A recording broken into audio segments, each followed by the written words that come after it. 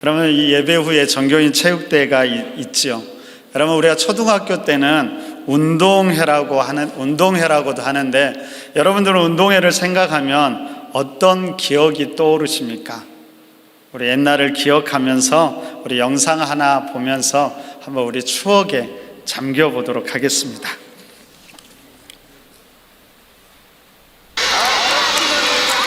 가을이 오면 이 행사가 열립니다. 가을 운동회.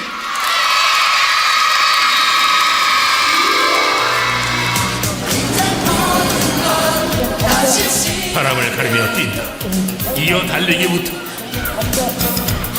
그렇지, 바톤. 찰떡 호흡이 중요했던 공 굴리기. 풍선이 안 터질 땐 이렇게, 아우 어떻게 이거 꼬집으라고. 손톱으로. 나중에 나의 꼬집기새로 변신. 오, 저 점수, 단체 점수. 성군 백군 점수 때문에 오, 저 응원전. 오늘의 승리는 청군의 것이구나. 아니구나, 백군의 것이구나. 저 모자 기억나세요? 저 모자 뒤집으면 청군 되고 바로 쓰면 백군 되고. 아이고. 알죠. 응원전은 아이들만 했던 게 아닙니다. 뜨겁게 응원했던 열혈 엄마들. 그 와중에 아기는 식사를 합니다. 얘들아, 잘 봐. 이제 엄마들 차례다. 숨은 달리기 고수들이 대거 출전.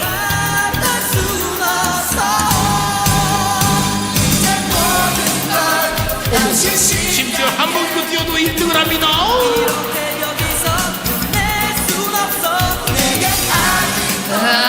아빠들 힘을 보여주고. 아빠들은 쌀포대 오래 들기에 도전.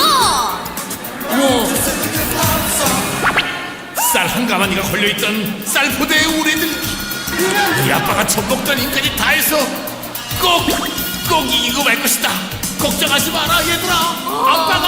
아빠가 가장으로서 뭔가를 보여줬다. 미안하다. 이분이 바로 천하장사 탄생이요. 온 가족이 참여하는 가을 운동회는 학교의 행사이자 마을의 축제였습니다. 돗자리에 펼쳐놓고 먹었던 도시락의 추억. 같이 먹는 그 밥은 왜 그리 맛있었는지.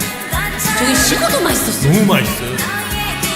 그때 저 가족 그립네요. 자, 운동의 하이라이트 단체전입니다. 영차. 우리에게 내일은 없다. 돌격 또 돌격. 기억나십니까? 우르르 몰려들었다. 박 터뜨리기 던져라 오재미. 어쩌면 저렇게 열심히 살았을까요? K 운동의 위험 한번 볼까요? 우와. 저거 연습했어. 우와. 저거 엄마 아빠도 보여준 거 연습했어. 기억 안 나 저거? 그래서 수업 시간에 3반 5반 밖에 나가서 저거 연습했다니까 애들. 대박.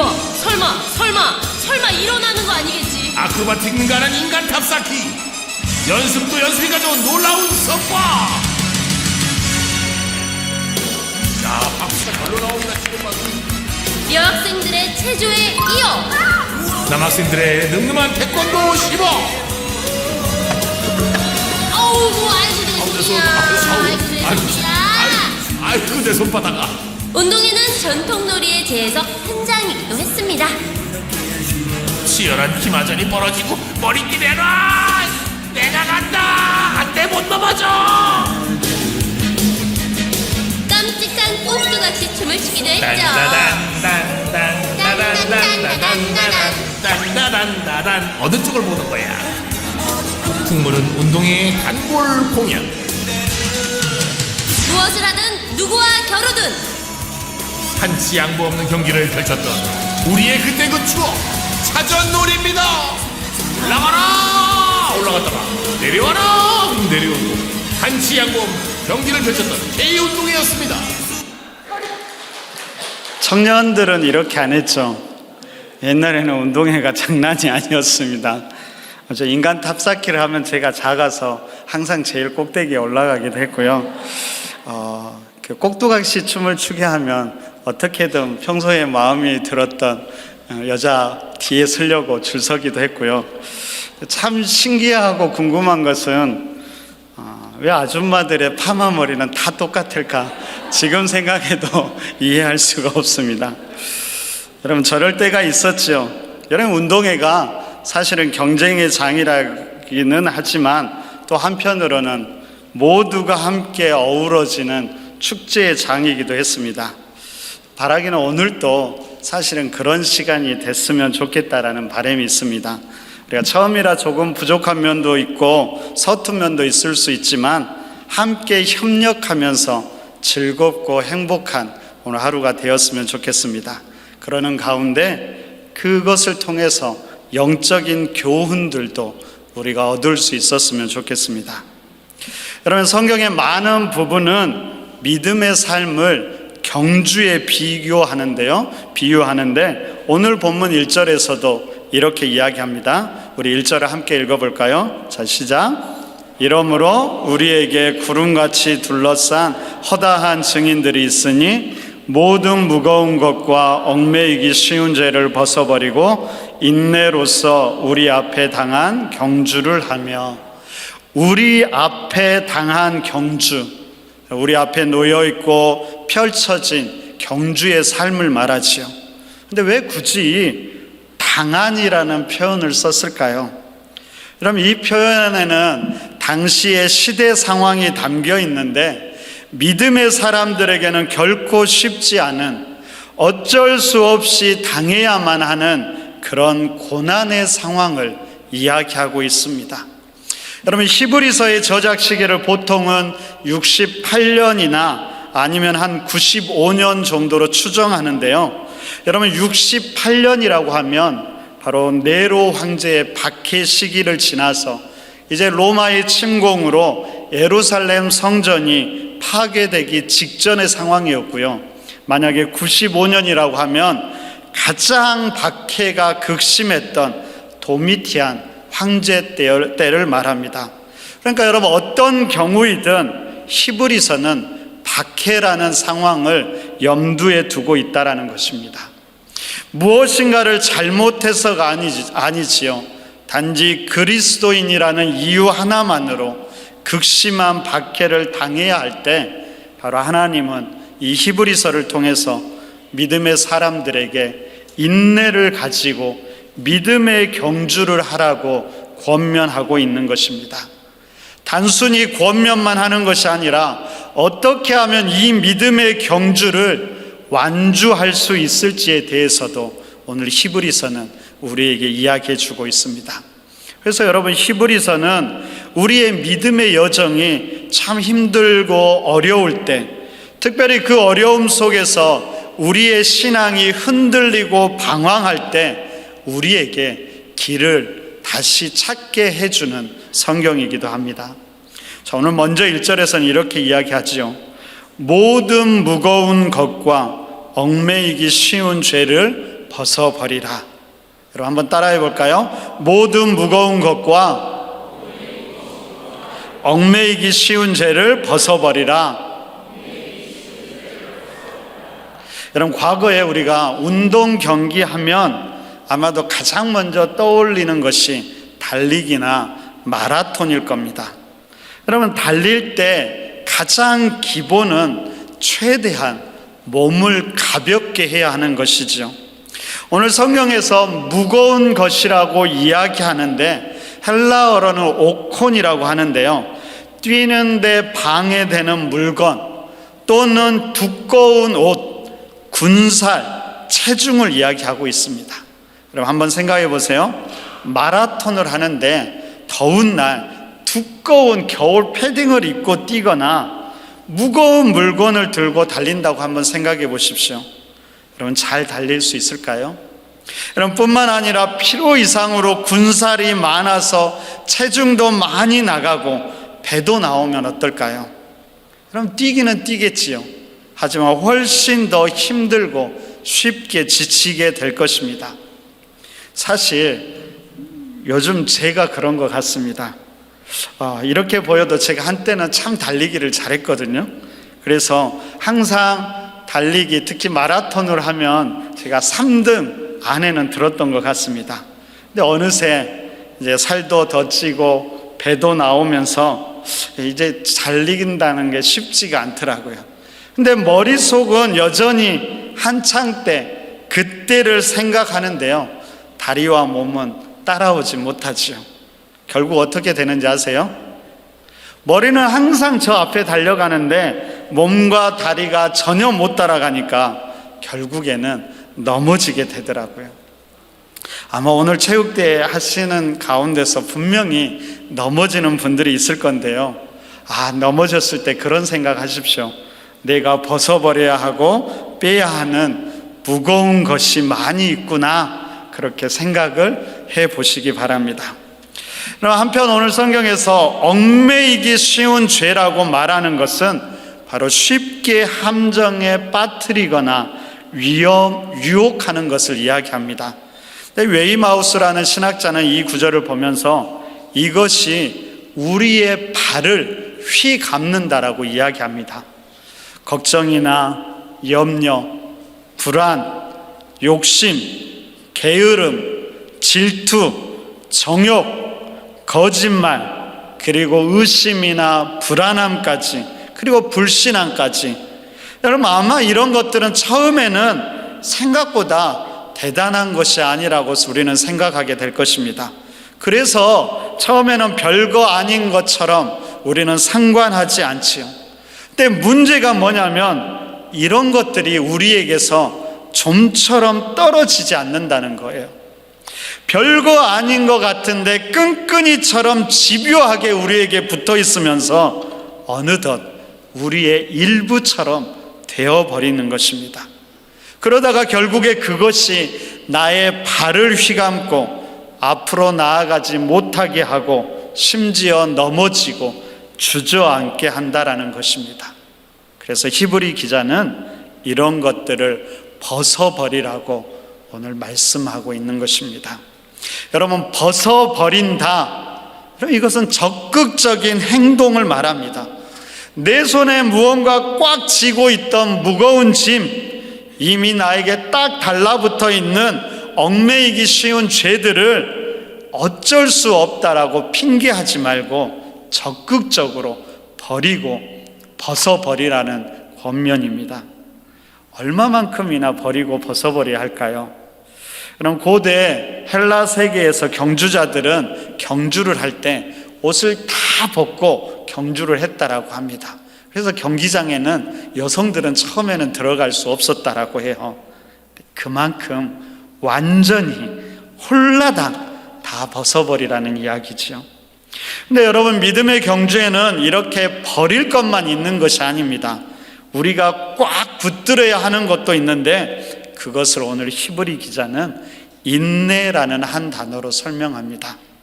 여러분, 왜 믿음의 경주에 인내가 필요할까요? 그것은 여러분, 이 땅에서의 믿음의 경주는 단거리 경주가 아니라 장거리 경주, 어쩌면 평생의 싸움이기 때문입니다. 그리고 이것은 누구에게나 힘든 싸움이기 때문이지요. 무엇보다도 당시 믿음의 사람들이 박해라는 상황 속에서 믿음의 경주를 끝까지 완주하기 위해서는 다른 어떤 재능이나 능력보다 인내가 가장 필요했던 것이지요. 근데 여러분, 우리가 여기서 주의해야 될 것은 이 히브리 기자가 이야기하고 있는 이 인내는 단순히 우리가 가진 어떤 성품을 말하는 것은 아닙니다. 오히려 특별하게 주어지는 영적인 힘을 이야기합니다.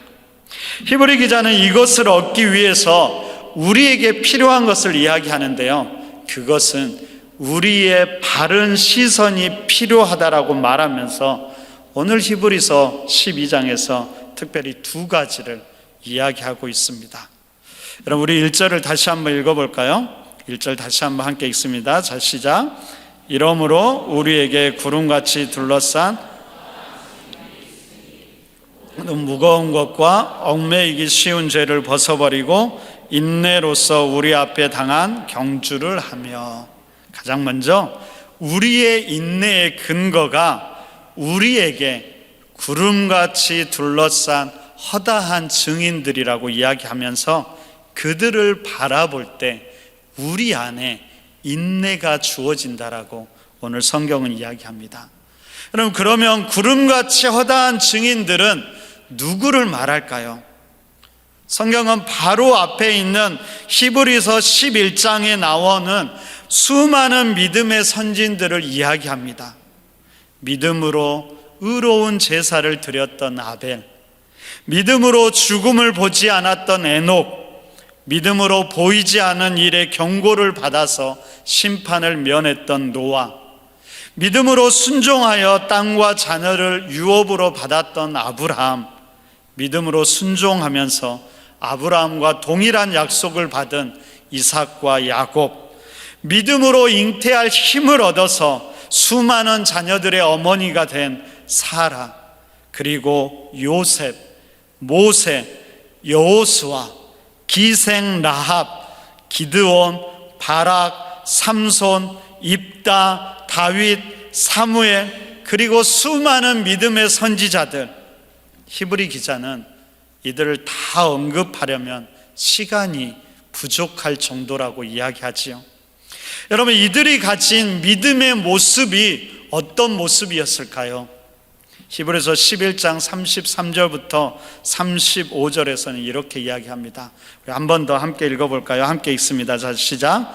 그들은 믿음으로 나라들을 이기기도 하며 의를 행하기도 하며 약속을 받기도 하며 사자들의 입을 막기도 하며 불의 세력을 멸하기도 하며 칼날을 피하기도 하며 연약한 가운데서 강하게 되기도 하며 전쟁에 용감하게 되어 이방 사람들의 진을 물리치기도 하며 여자들은 자기의 죽은 자들을 부활로 받아들이기도 하며. 바로 이것이 믿음의 선조들이 가졌던 믿음의 모습이었습니다. 나라들을 이기고 사자들의 입을 막기도 하고 불의 세력을 멸하고 칼날도 피하고 이방인을 물리치고. 얼마나 신났을까요? 여러분, 믿음으로 살아간다는 것이 결코 재미없는 삶도 아니고요, 그냥 살아가는 삶도 아니라 이처럼 역동적이고 신나는 삶이라고 우리에게 이야기하고 있습니다. 날마다 믿음의 증거들이 나타났지요. 특별히 고난의 때, 고난의 상황에서 더욱 그랬습니다. 바로 이런 것들이 세상을 향한 선한 증거가 되었지요. 여러분, 그런데 우리의 믿음의 여정이 항상 이렇기만 하다면 얼마나 좋을까요? 문제될 것은 하나도 없고 이 믿음의 걸음을 걷지 않을 사람이 한 사람도 없을 것입니다. 그런데 문제는 그렇지 않을 때도 많이 있다라는 것이지요. 바로 다음 히브리서 11장 35절 이하를 보면 또 이렇게 이야기합니다. 믿음의 선진들이 심한 고문도 당하고 조롱과 채찍, 결박도 당하고 옥에 갇히는 시련, 심지어 돌에 맞고 톱과 칼로 죽임을 당하고 유리하고 궁핍하고 환난을 당해야 하는 삶. 바로 믿음의 삶에는 이런 모습도 있다라고 히브리 기자는 이야기합니다. 여러분, 당시 믿음의 사람들에게 이것은 현실이었고요, 실제적인 문제였고 고민이었습니다. 유대교로부터 로마로부터 엄청난 박해를 동시에 받아야만 했죠. 그래도 놀라운 것은 무엇일까요? 믿음의 사람들은 이런 상황 속에서도 구차히 풀려나기를 원하지 않고 잠시 죄악의 낙을 누리는 것보다 하나님의 백성과 함께 고난당하는 것을 더 좋아했고, 보이는 것이 아니라 보이지 않는 것에 더 소망을 두면서 기꺼이 담대함으로 이런 고난들을 감당했다는 것입니다.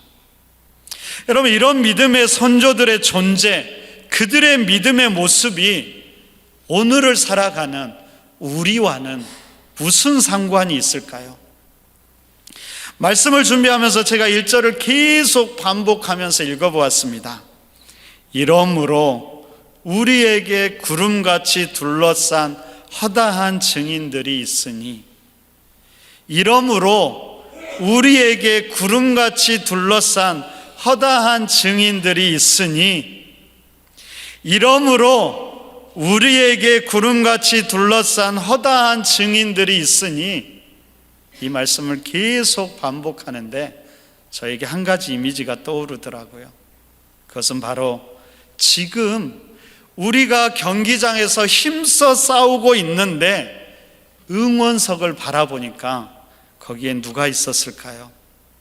바로 믿음의 싸움을 마친 믿음의 선배들이 우리를 거기에서 응원하고 있는 것입니다. 아브라함이 우리를 응원하고 있고요, 요셉이 채색 옷을 입고 우리를 응원하고 있고요, 모세와 여호수아가 힘내라 힘, 힘내라 힘, 그렇게 응원하고 있다는 것입니다. 바로 이것이 오늘 1절에서 말하고 있는 이러므로 우리에게 구름같이 허다한 증인들이 있으니, 이 표현 속에 담겨 있는 뜻입니다. 저만의 막연한 환상일까요? 여러분, 히브리 기자는 11장에서 수많은 믿음의 선진들에 대해서 말하면서 마지막 결론에서 이렇게 이야기합니다. 우리 39절과 40절 우리 한 목소리로 한 번만 더 읽어보도록 하겠습니다. 함께 읽습니다. 이 사람들은 다 믿음으로 말미암아 증거를 받았으나 약속된 것을 받지 못하였으니, 이는 하나님이 우리를 위하여 더 좋은 것을 예비하셨은즉 우리가 아니면 그들로 온전함을 이루지 못하게 하려 하심이라. 우리가 아니면 그들로 온전함을 이루지 못하게 하려 하심이라. 알듯 말듯 하지요. 여러분, 다양한 해석이 가능하지만 가장 중요한 것 하나는 믿음의 선조들과 우리가 별개가 아니라 공동 운명체라는 것이죠. 다른 말로 하면 한 팀이라는 말입니다. 그러니까 믿음의 선조들이 자신들의 믿음의 여정을 다 끝냈다고 그냥 쉬고 있는 것이 아니라, 그들이 단지 과거의 역사로만 존재하는 것이 아니라 지금 우리가 살아가는 이 믿음의 현장, 믿음의 걸음을 함께 하면서 우리를 응원하고 있다라는 것입니다. 바로 그것이 또한 그들의 믿음을 완성하는 일이기 때문입니다. 그러기에 우리 또한 그 응원에 힘입어서 모든 무거운 것과 얽매이기 쉬운 죄를 다 벗어버리고 우리 앞에 당한 믿음의 경주를 힘써 싸워가야 하는 것이지요. 믿음의 선배들만 그럴까요? 아닙니다. 2절에서는 또 이렇게 이야기합니다. 믿음의 주여 또 온전하게 하신 이인 예수를 바라보라. 그는 그 앞에 있는 기쁨을 위하여 십자가를 참으사 부끄러움을 개의치 아니하시더니 하나님 보좌 우편에 앉으셨느니라. 예수님께서 먼저 이 길을 가셨고 마침내 다 이루시고 완주하셨기에 우리의 모델과 모범이 되어 주시지요. 그러므로 우리가 믿음의 경주에서 길을 잃고 헤맬 때, 어떻게 해야 될지, 어디로 가야 될지 모를 때 우리는 바로 예수님을 바라보아야 하는 것입니다.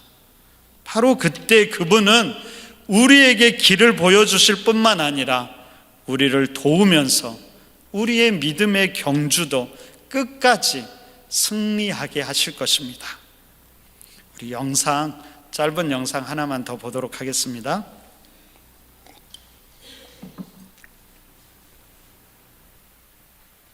트라이애슬론 철인 3종 경기는 인간의 한계에 도전하는 종목이죠.